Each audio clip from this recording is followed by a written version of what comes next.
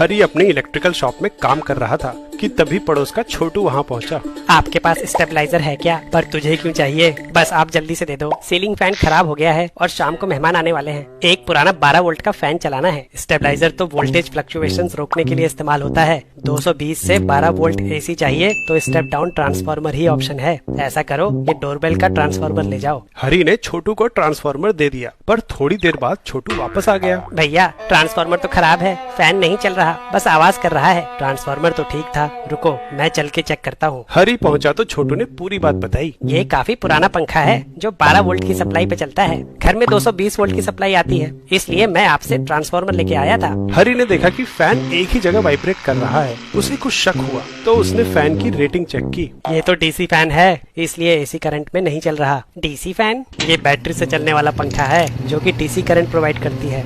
DC motor को DC supply से जोड़े तो उस पे कांस्टेंट टॉर्क लगता है। वहीं एसी सप्लाई से जोड़ने पर पंखे पे लगने वाला टॉर्क लगातार डायरेक्शन बदलता रहता है। इस ट्रांसफार्मर से एसी सप्लाई आ रही है, इसलिए पंखा एक ही जगह वाइब्रेट कर रहा है। तो अब क्या करें? एसी को डीसी में बदलना होगा। वो कैसे? डायोड का इस्तेमाल करके। डायोड सेमीकंडक्टर से बनी ऐसी डिवाइस है जो करंट को केवल एक ही डायरेक्शन में फ्लो करने देती है, दूसरी में नहीं।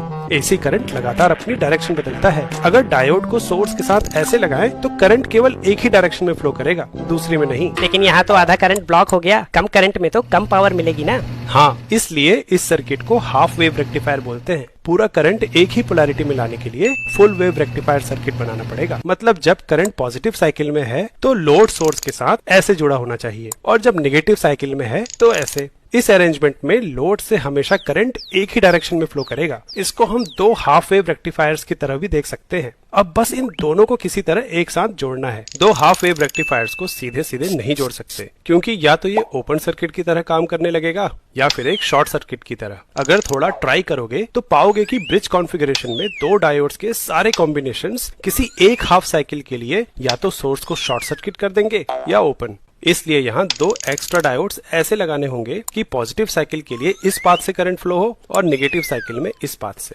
हरी बाजार से ठीक करंट और वोल्टेज रेटिंग के 4 डायोड ले आया और उसने थोड़ी मेहनत करके रेक्टिफायर सर्किट बना लिया। फिर उसे ट्रांसफार्मर के आउटपुट पे लगा के डीसी फैन से जोड़ दिया। अरे वाह, ये तो चलने लगा, लेकिन इसकी स्पीड थोड़ी कम लग रही है। हाँ, और इससे एक वाइब्रेशन की आवाज भी आ रही है। ऐसा इसलिए क्योंकि फुल वेव रेक्टिफायर का आउटपुट अभी भी परफेक्ट डीसी वेव फॉर्म नहीं बना रहा है, बल्कि हर साइकिल में 2 बार इसकी वोल्टेज 0 हो रही है। तो इसे ठीक कैसे करें?